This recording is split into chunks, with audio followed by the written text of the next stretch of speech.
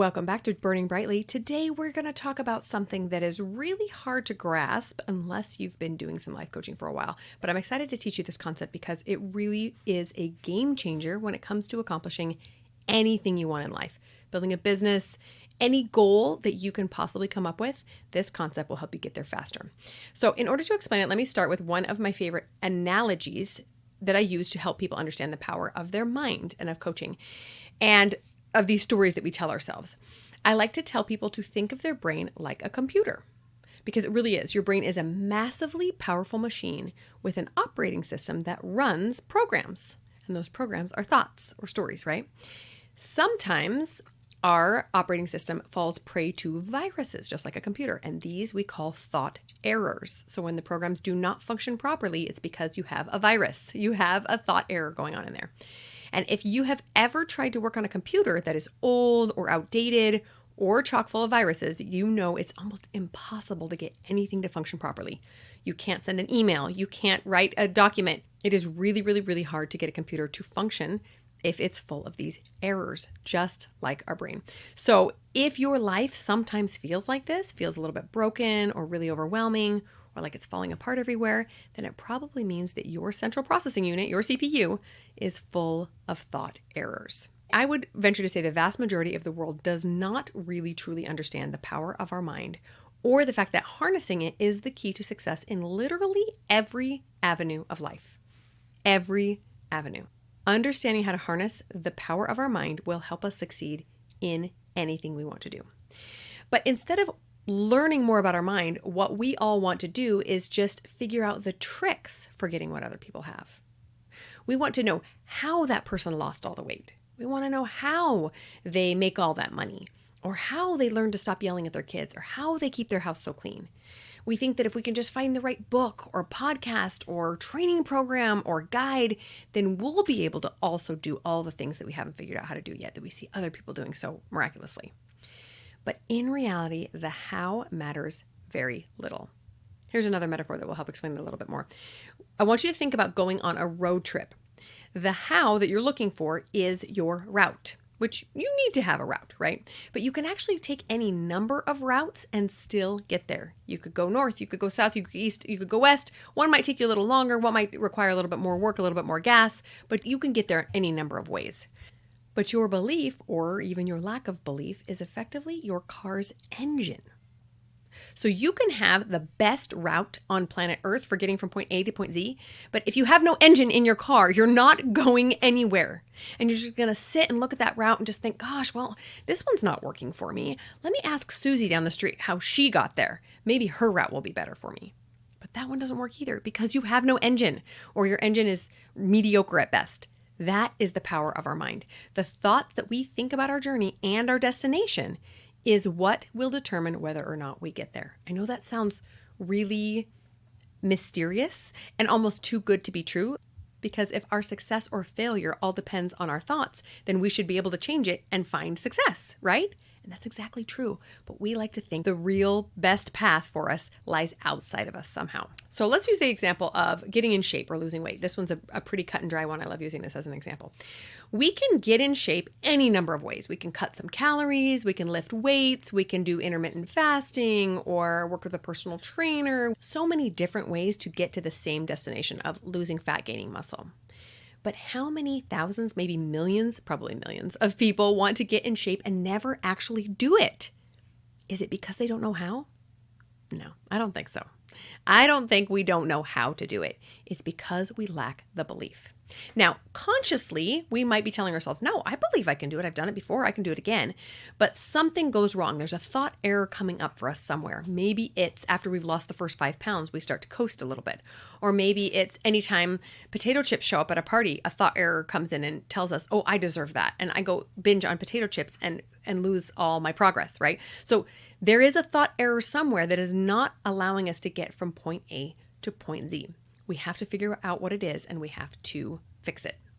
So the next time you are wondering exactly how to reach a goal that you're trying to accomplish, I want you to stop for just a minute. Stop Googling, stop planning, stop researching, stop asking around, and just for a second remind yourself that the how is to believe. I know that sounds like a funny sentence, but it is truth. The how to get from here to there is to just believe you can, and then work on the thoughts that come up that tell you that you can't. Because it's not enough to just decide to believe one day and everything falls into place. You have to work on it every single day. And I would argue every hour of every day, especially if it's something like weight loss, where you are going to be working on it all day long, managing those urges, making sure that you are eating and exercising the way you'd like to. But even your business, even if you only work on it a few hours a day, you're going to need to be working on those thoughts all the time, because those poisonous ones will try to work their way into your brain, and they'll just take a back seat back there and start being the mean girl in your head and telling you how you can't do it. Meanwhile, you're thinking, well, I just don't have the right path. I just don't have the right guide or the right course or the right whatever. No, it's because the mean girl is in the back of your head telling you that you can't do it. So watch out for those thought errors, those viruses. So what does this sentence mean? What is the term, the how is to believe? What does that mean? It means that the route you need to take for this goal will present itself once you start driving. Can you imagine if your Apple or Google Maps didn't show you how to get there until you actually put the car in drive and started going? This is kind of how building a business is. Without the belief, though, you're effectively dead in the water. You're just sitting there wondering, well, where do I go and how do I get there? But you can't even take a step forward because you're terrified. You're petrified. You don't have the thoughts necessary to move you forward. You are on the road without an engine, and you're not going to make much progress. The fact of the matter is, and the truth of it all, is that no one knows the path for you to build a business or to get to any result in your life except for God. And I highly recommend asking him where to start on whatever you're working on. But in reality, no other guide or guru will have the path that you're supposed to take. No one will know. They will know which one they took, and they will tell you about it all the time, because they'll probably try to sell you something and they'll say, take the path I took. This is the best way to do it. It was so simple. I made 6 figures in 5 seconds, blah, blah, blah. They'll maybe even share their clients' paths. Oh, this was so easy. She's a mom and she did it. You can do the same thing. But I promise you that none of those paths will be yours. They might look similar, but they're not going to be the same as yours. Only you will know which one is yours. And unfortunately, you will only know once you've taken it. Like, I still don't know the path to get me to making $1 million because I haven't done it yet. But I know the path to get me this far. So I'm going to keep doing some of the same things, and I'm going to tweak the things that don't work. Now, I will fully admit, full transparency here, this is one of my greatest struggles. I am a great learner, and I love, love, love to read and absorb information. I love to hear how others built success, but I often struggle to remember that my internal stories, my narrative for my own life, is what determines my success, not the path. I sometimes forget to check my engine, make sure I have gas, make sure that the oil is fresh, and instead I just want to study the map all day long. But the engine's not getting me anywhere because it's busted down, or it's just working at half capacity because my brain is not being taken care of. One of the main reasons that I became a life coach, because I knew that I needed help making sure that engine was running smoothly, that my brain was doing the job it needed to do. Now, this is actually why there are so many successful life coaches. It's not because life coaching is so easy to be successful at, or because they're all just so talented. It's because they all understand the power of their minds. And those who go on to create these massive businesses and help so many people and make a bunch of money do so because they have managed their mind and created the right narrative to get them to where they're trying to go. Now, let's talk for a second about how hard it is to believe that you're going to get there. If you are trying to build something you've never built before, like a business that doesn't exist yet, you're going to have a pretty common issue with believing in this future version of yourself, right? You're going to look forward and see yourself there making money and being successful and helping people and having this amazing business that works perfectly around your family. But because that version of you doesn't exist yet, there's no evidence of it yet, it's going to be trickier. For example, when I want to go out and run a 5K race, it requires very little belief from me because I've done a number of them. And they don't require much training from me at all because I'm a pretty regular runner. So do I have to sit and do a lot of thought work about whether or not I can do a 5K? No, I don't. I just go do it. But building a business is different. Now, again, the businesses I've built so far and the progress I've made so far also requires very little belief. I know I can get there because I already did. So that evidence is what our brain is looking for in order to believe. But unfortunately, we have to learn to believe without the evidence. If you want to be a super successful 6-figure business owner, but you haven't done it yet, you're going to lack that confidence because there's no evidence yet. Now, Brooke Castillo, the owner of the Life Coach School, reminds us that there are actually 2 different kinds of confidence. Regular confidence comes after the experience and the competence are developed. So once I've done something in a certain way, I have the confidence I can do it again because I've already done it once. I have the evidence for it. Self-confidence, however, is the other kind. And self-confidence is the belief that regardless of what we're trying to do, we have the power to do it because we're amazing, capable people. We don't have to have the evidence that we can do this particular thing because we just believe in ourselves. Now that one is a little bit harder to grasp. Our brain has zero evidence. It looks around and goes, yeah, but you haven't done it. Yeah, but you haven't done it. Yeah, but you haven't done it. And you have to just rationally say, I know, brain. I know we haven't done it, but I know we can. I have self-confidence in my abilities and in God's ability to lead me there that I know we can do it. Just sit tight. Don't be too nervous. We're getting there.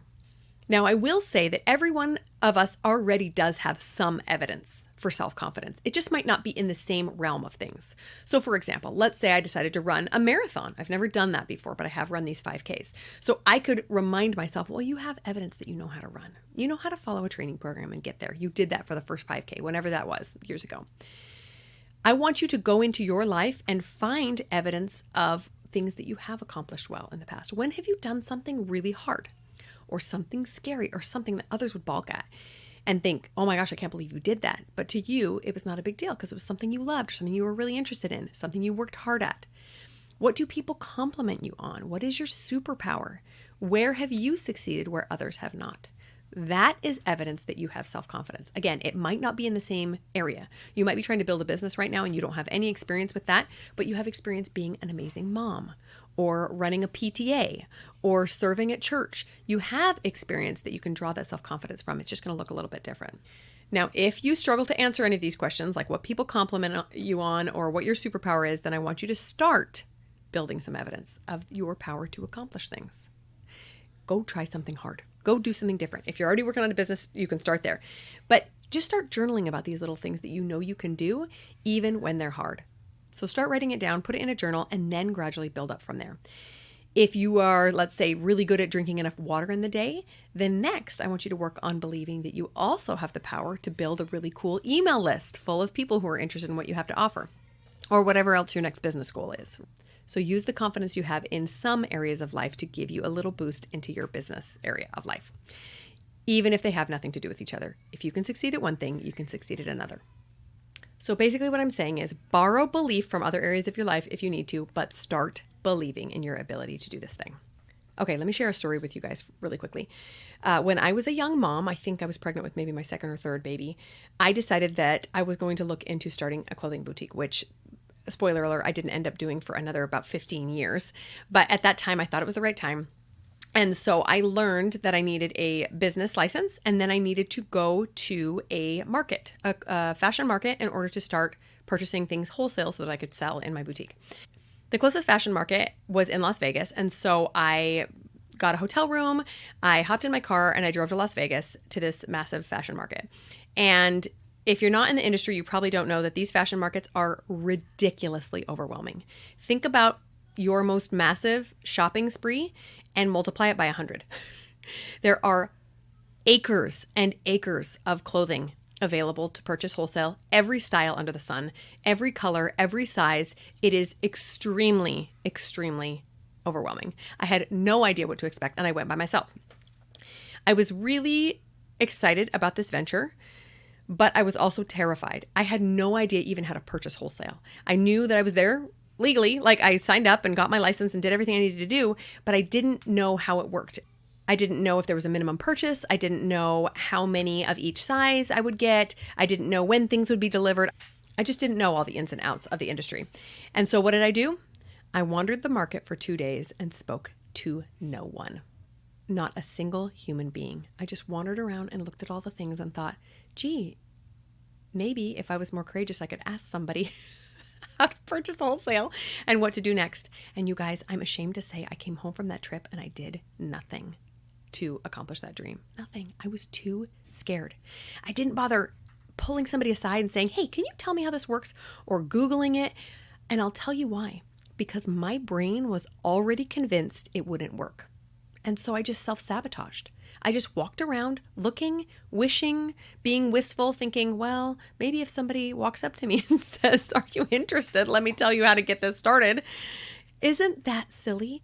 But now looking back, understanding how the brain works, I know exactly why I did that. It was because I didn't believe I could.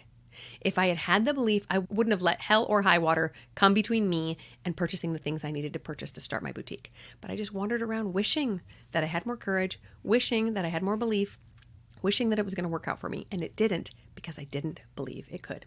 So let this be a lesson to you. You do not need more business tips. Those will come in time. You obviously need to know something about building a business. I needed the knowledge of how to purchase the wholesale pieces, but I had to believe first, and then I was going to go out and find that knowledge. It's your mind stopping you, not your lack of logistical steps. It's not because you don't know how. The how will come once your brain is ready. So if you're ready for some help to turn on that engine of that crazy, powerful brain that you have, schedule a free call with me. We'll talk to you next week, friends. Bye-bye.